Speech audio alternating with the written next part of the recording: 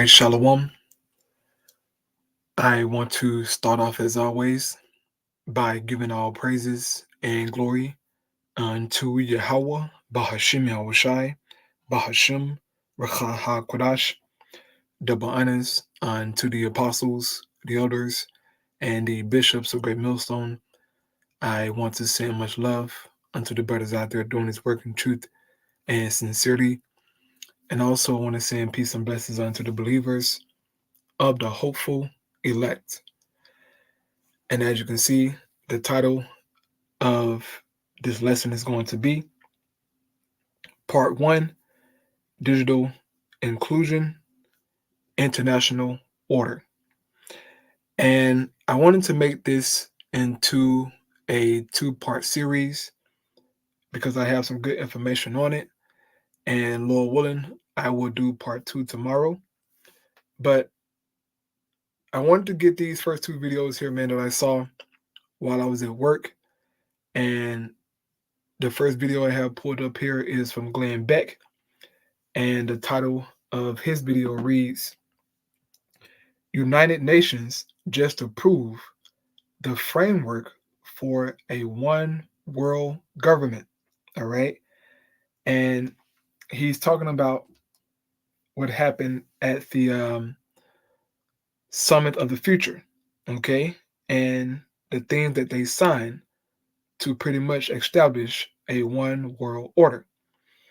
And the second video I have pulled up is from the Fresh and Fit podcast.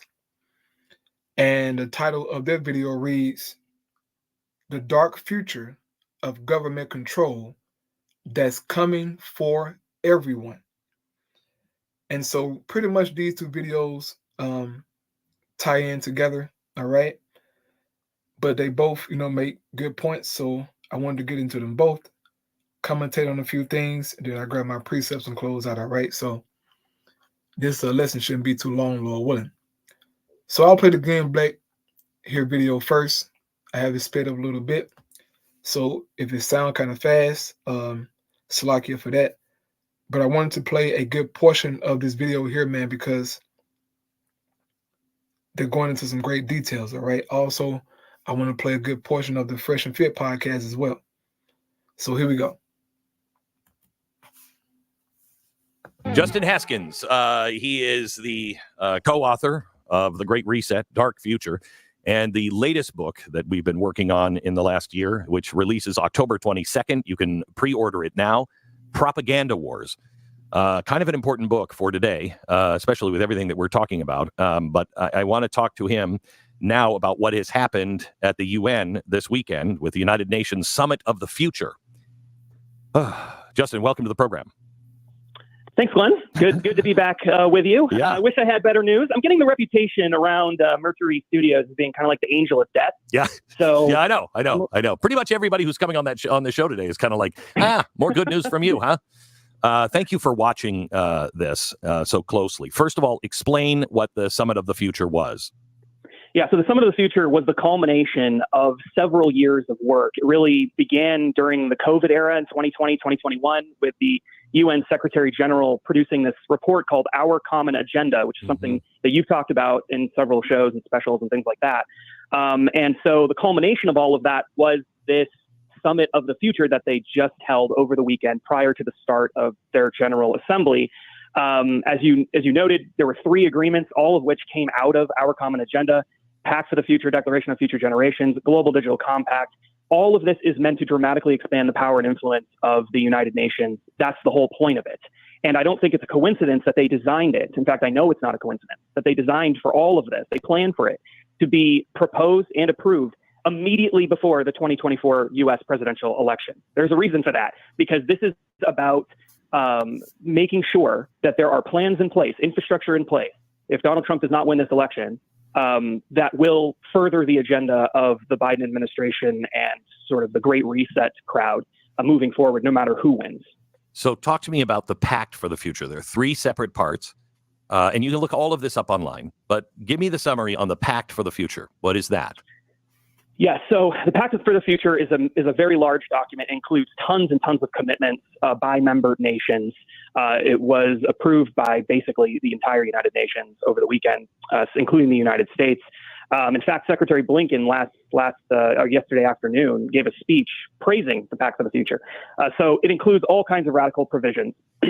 Probably the most important one, the one that we've been looking at most closely, is something called the Emergency Platform. The idea behind this is to give sweeping powers to the UN Secretary General in the event of a future, what they call global shock, which is not clearly defined in the document. Right now, real quick, the UN Secretary General is Antonio Guterres. Okay, if I'm saying that correctly. But he was the guy yesterday at the UN General Assembly meeting. He was urging all the nations to implement the Sustainable Development Goals. And he said that about 80% of the Sustainable Development Goals are not being pushed amongst these nations and their governments. And so he was urging them, hey, look, you need to implement this and make this the foundation of your law, in so many words. And so if that happens, in which it will happen, right, that will give him power to declare an emergency, as you know, as in if something catastrophic happened, economic emergency or maybe another pandemic, who knows what it's going to be. But if something go bad, he has the power to pretty much tell all the nations what to do, because they're all tied into this global digital compact. Okay, they're giving him the okay to have the power over them. Okay, even though you didn't elect him, he's going to have the power. All right, this is how crazy it's going to be. So here we go. The idea is essentially to expand the power of the Secretary General so that they can better manage at the UN international crises. Okay, so they had COVID in mind when they wrote this. So there is some good news on that. The document, the language for the document at the last minute, and I've been tracking the various revisions and versions and stuff, changed. And they took some of that emergency platform language out and replaced it with this vague promise to have the Secretary General develop a plan in the future. And so they essentially kicked the can down the road, I think, because that provision was becoming a little too controversial. Wait. This is so fascinating. It was that the Secretary General could just say, this is an emergency, a global shock, and it is let's say, a financial shock. And we've got to stop everybody who is disagreeing with the central banks. We all have to stand by the central banks, and we have to do this and this. And he could dictate what happens in each country, could he not? That's the way it was originally written. It was really vaguely worded to give him sweeping powers. Correct. While also respecting national sovereignty. They would throw in language like that, but to give him sweeping powers in the event of an emergency. Right. Correct. Okay. Now, did they write this in the way the Democrats write things, where it's passed and it says pretty much at the time of implementation and at the discretion of the secretary, such and such will happen? Did they write it that way, or does he actually have to come back and propose things, or is it at his discretion? He has to. So in the up until the very end, the draft was very specifically asking him to give, basically lay out the specific plans for an emergency platform. The final pass language says, this is the actual language. They want the Secretary General to consider approaches to strengthen the United Nations system response to complex global shocks within existing authorities, and ... It goes on and on and on. But in other words, we want you to repropose all this stuff in the future. Okay. So it did not actually come into international law under this agreement. All right. So now hang on just a second. One other thing. When we say it passed, there was no actual vote, right? It was, you could vote against it, which nobody did. Isn't that right? They do this a lot. They do this a lot at the United Nations, where they pass things by consensus, is what it's called. And it essentially, is a way for them to pass things without having to formally vote for it. But it in essence passed. Yes. That is crazy. Okay. Yeah. So now the Declaration on Future Generations, what was that? And this one did not have anything removed from it, right? As far as I know, no. This was the most idealistic one. This was the idea behind this is to get younger people more involved in, think Greta Thunberg type, more involved in, their international agreements, creating a new position at the United Nations specifically for that purpose. All these vague commitments to socialistic policies about reducing inequalities between nations and battling climate change and stuff like that. But that one to me was the least objectionable of all of them, just because it was so idealistic and vaguely worded that I don't know how damaging it would be, to be totally honest. And the Global Digital Compact is the third part, and that passed. Yeah, this is the most damaging one, I think. I think this is the most disturbing one. This passed as well. Essentially, what this is meant to do is a few different things. It's meant to dramatically increase global governance of artificial intelligence. They want to create a couple of different new organizations, an independent international scientific panel on AI and the Global Dialogue on AI Governance Program. They want to have more collaboration with big tech, public-private partnerships, additional funding pumped into that, all of it designed to embed artificial intelligence and other emerging technologies with left-wing social justice goals, essentially. And they're very clear about that in the document. So that's a huge thing we've been warning about for a long time, going, Dark Future was all about that. We talk about that a ton in Propaganda Wars and how emerging technologies is going to manipulate every part of our society. And then, of course, misinformation, disinformation, a safe and secure internet, these kinds of things are riddled throughout the Global Digital Compact.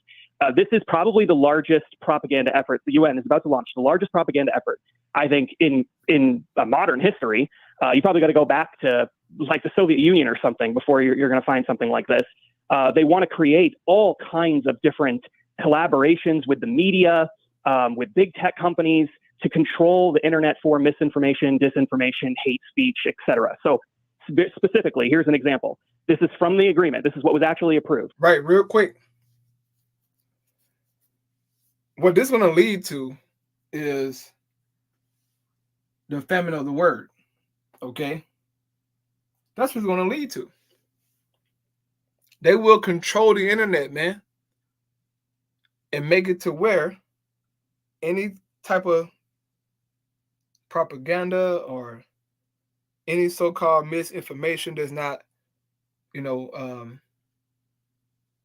approved by them to be shut down. Okay? It's crazy, man. They finna real deal implement some draconian laws, bro.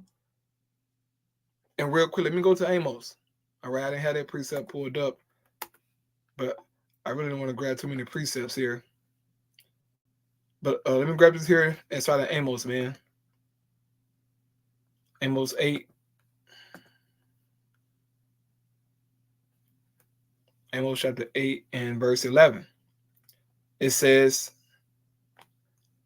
"The time is surely coming, says the sovereign Lord, when I will send a famine on the land, not a famine of bread or water, but of hearing the words of the Lord." So when these laws are implemented, man, and they take control of the internet, right? They'll have control of you as well, okay? Because of course they're going to give you a digital ID, so they'll know exactly who you are and what you're posting, what you're doing. They will know everything, okay? But as for getting on the internet, and us preaching and doing what we're doing, going out on the highways and byways, that's going to stop. Like immediately, it's going to stop because they're going to shut the internet down. Shut it down in the sense of we won't be able to post videos and stuff like that, right? They're going to make it hard, man.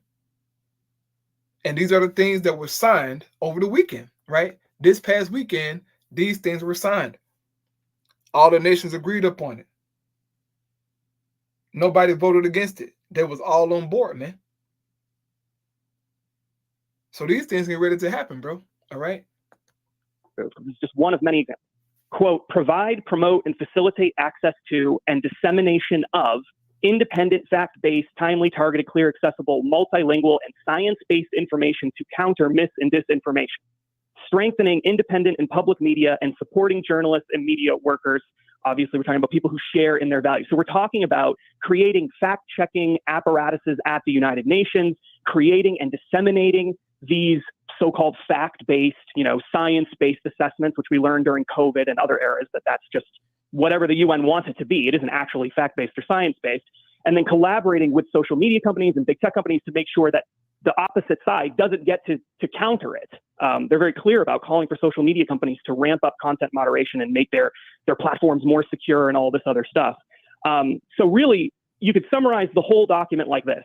The whole point of the Global Digital Compact is to get everybody off the internet that the United Nations doesn't like, to silence people who are not going along with it, and to create a vast propaganda network that is going to constantly be pumping out their own form of misinformation and disinformation, all in the name of allegedly getting to the truth, which of course is not what they're doing. Right. I'm gonna let him say that one more time, so you can hear him clear. I'm gonna play it one more time, man. Esau is really about to shake things up. Okay, these devils, man, these Satanists, okay, they finna real deal bring the hammer down. Okay, I'm gonna play it again because he's spitting facts.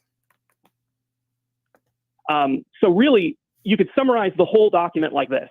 The whole point of the Global Digital Compact is to get everybody off the internet that the United Nations doesn't like, to silence people who are not going along with it, and to create a vast propaganda network that is going to constantly be pumping out their own form of misinformation and disinformation, all in the name of allegedly getting to the truth, which of course is not what they're doing. We just talked to the FCC Commissioner, Brendan Carr. Right, so that's all I'm going to play here on this video, man. But as you can see, over the weekend, they approved these different pacts and agreements. Everybody was on board with it. Already agreed to it. Nobody voted against it, man. So it's only a matter of time, bro. It's only a matter of time before these things are implemented amongst all nations, okay? And yes, America was on board. She was on board with it. She had no problem with it, okay? All these nations.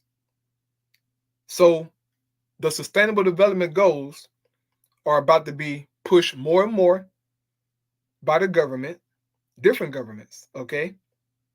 You will hear about them more and more, okay? You will see different people, are presenting different things, right, that lead back to the Sustainable Development Goals, man. This is serious, bro, okay? I know we sound like a broken record, but these things must be highlighted, man. I can't, bro, I just can't imagine a day, where, oh, shit, there's no more access to the internet.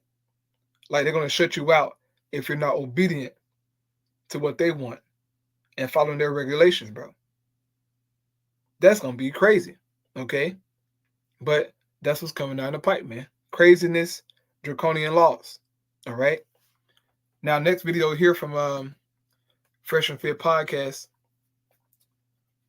The title of that video, once again, is The Dark Future of Government Control That's Coming for Everyone, all right? So I'll play this here. Well, you know what? I'm going to turn it down a little bit because a guy who's going to be speaking, he loud as hell, all in the camera, bro, But here we go. Let me speed a little bit. They put a little bit of speed on it, so it won't be too long. So here we go. I put a link in the chat, Bills. This right here is the future. Should we switch over to Twitch before the story? Let's do it halfway. Okay. But guys, this is your future in America, anywhere in the world. It's all about control, domination, and your rights being taken away. Play real quick if you don't mind, Bills. All right. This is very scary, by the way. It's coming to America very soon, too. If you don't believe it, that's on you. Kuwait just did something unprecedented in the Middle East. And folks, make no mistake, this one has global implications. All right, folks, This one falls into the category of you can't make this stuff up. And make no mistake, you don't see things like this happening in the Middle East, especially decisions that are being made by nations. Folks, this is unbelievable, and it has implications that relate not only to the rest of the world, but it certainly speaks to things that we know we should be expecting in the end times.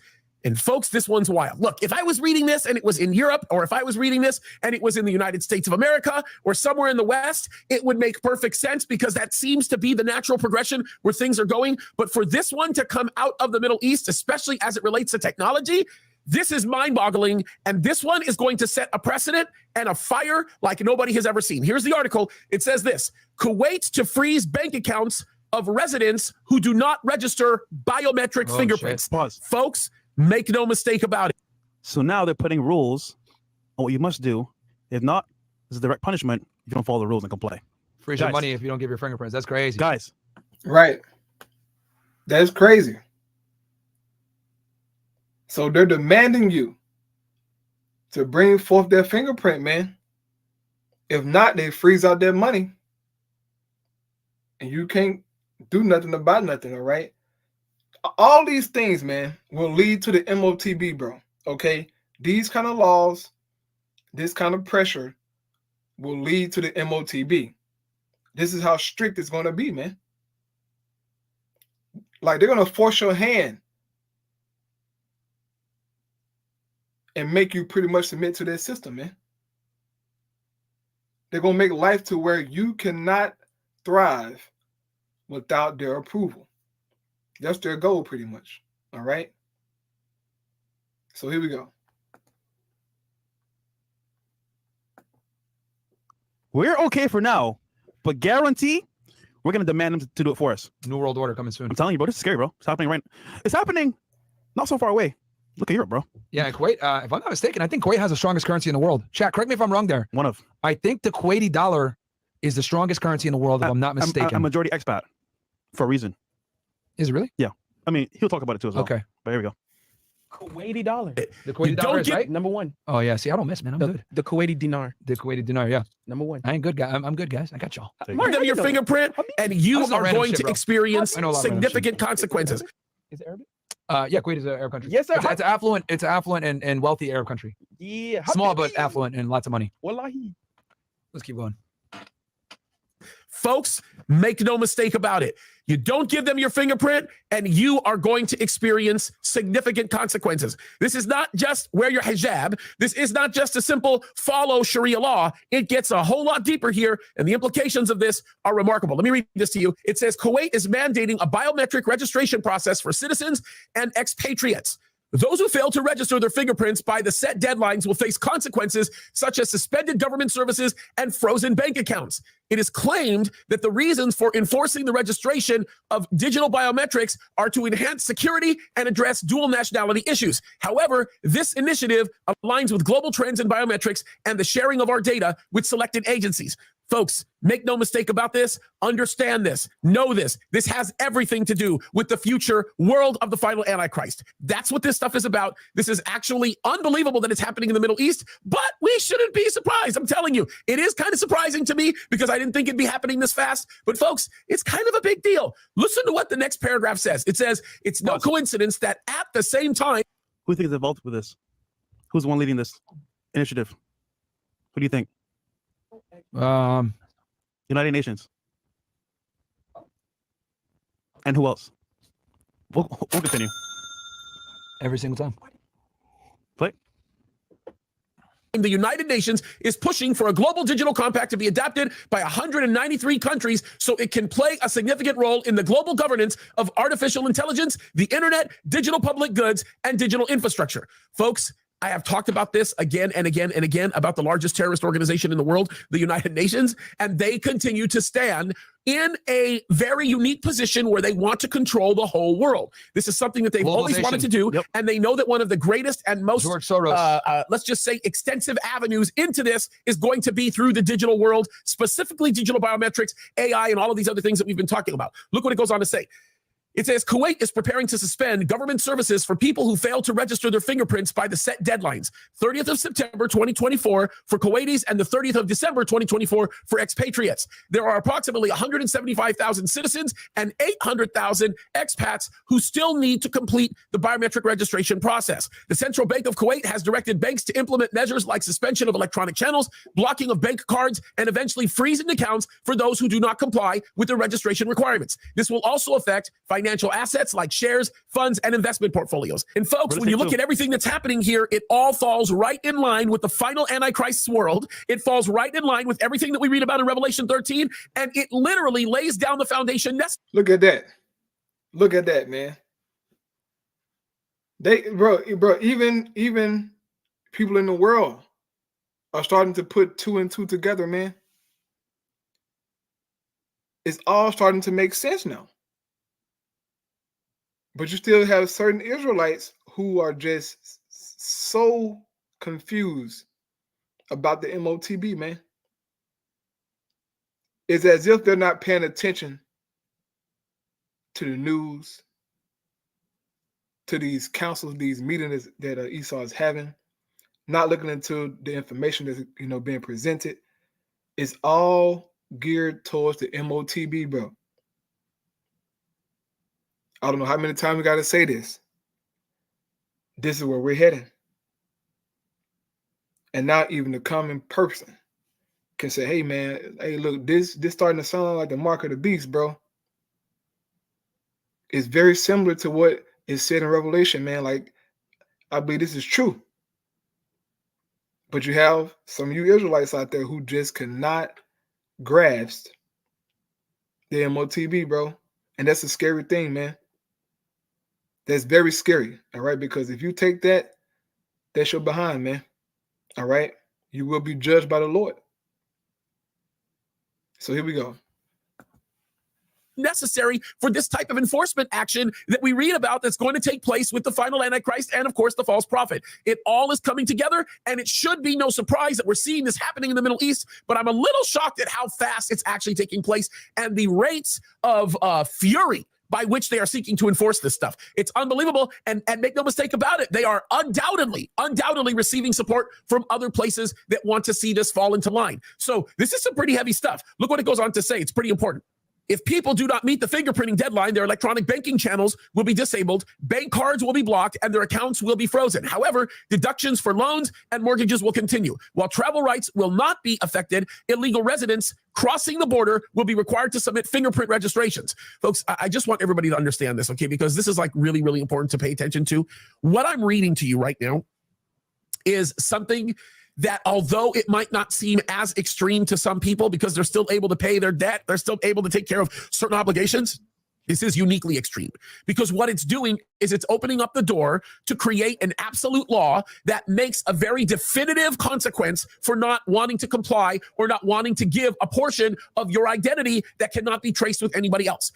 Digital biometrics is the beginning of all of this. This is where it all starts. And them wanting to do this, and then, of course, threatening to seize your assets or freeze your assets makes a substantial difference in the way that the game is played. Okay? It's really important to see this. By the way, there's a lot of articles on this. There's so much being published about this very story. In March of 2024, this is what the article goes on to say, it was revealed that the country also intends to share biometric data as part of a regional security network. Here's a question that I have. Who's part of that regional network?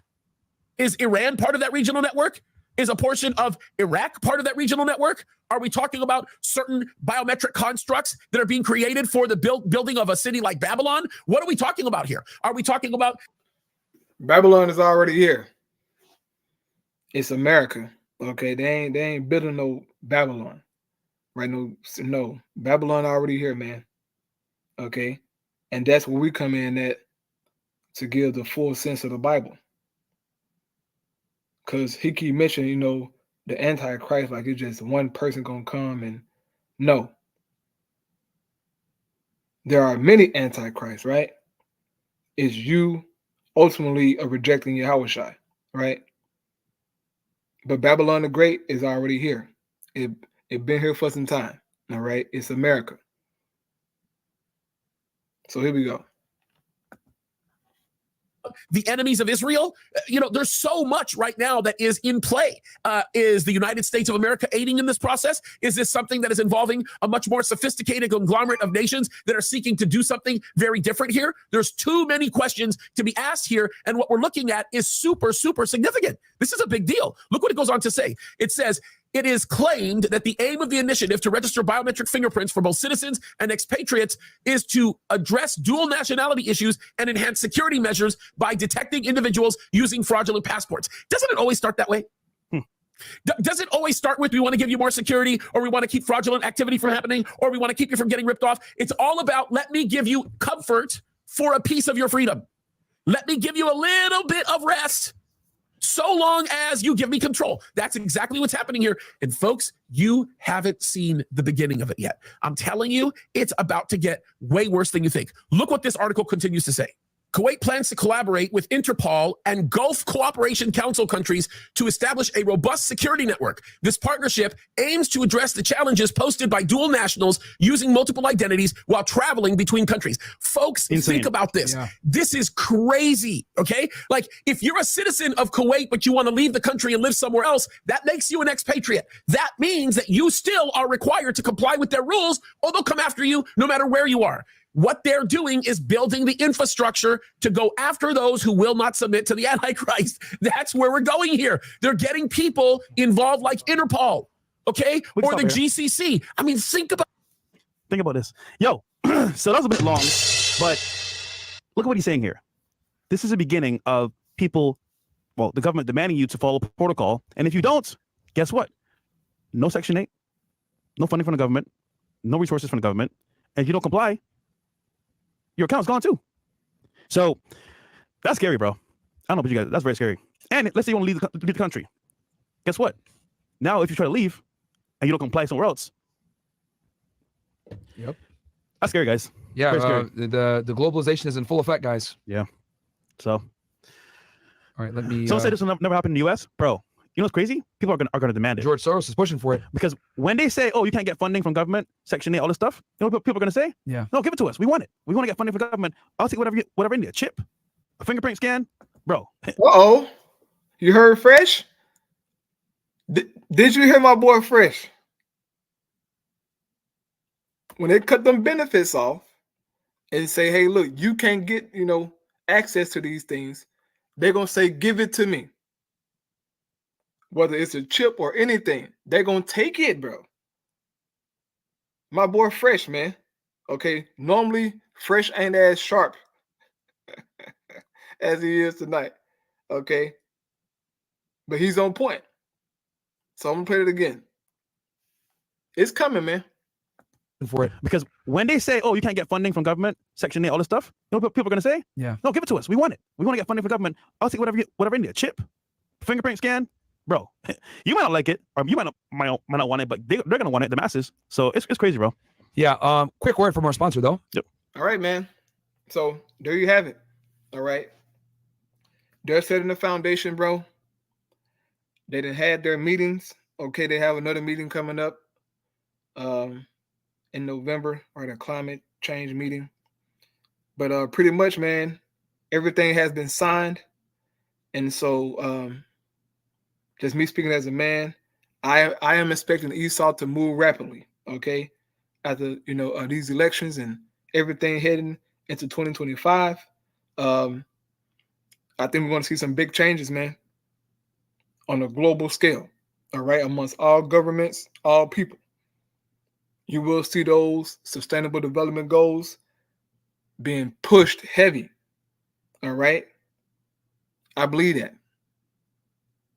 They've been talking about it too much, bro, So I end here with my two precepts, man. This is Revelation chapter 12, verse 12. It says, therefore rejoice, ye heavens, and ye that dwell in them. Woe to the inhabitants of the earth and of the sea, for the devil is come down unto you having great wrath, because he knoweth that he had but a short time. Esau's on the move. He understands his time is short. Okay. So he's in a rush to implement this NWO, all right, to establish this MOTB system. And last precept here, 2 Thessalonians 2 and 3. Let no man deceive you by any means, for the day shall not come, except there come a falling away first, and that man of sin be revealed, the son of perdition, who opposes and exalts himself above all that is called God or that is worship, so that he as God, sitting in the temple of God, showing himself that he is God. Remember ye not that when I was yet with you, I told you these things. And now you know what withholdeth that he might be revealed in this time. And this is the time, man. Okay, Esau is letting us know who he is by the things he's doing, right? It says, for the mystery of iniquity doth already work. Only he who now let it will let until he be taken out of the way. So the Most High, he's letting Esau gain momentum with this MOTB system, pretty much. All right. They will get everybody on board. Okay. And once that happens, man, it's up from there, you know. So I'll close out with that. Lord willing, I'll be back with part 2 tomorrow. I'll praise Yahweh by Shem Hashai by Shem Chakodash. Shalom.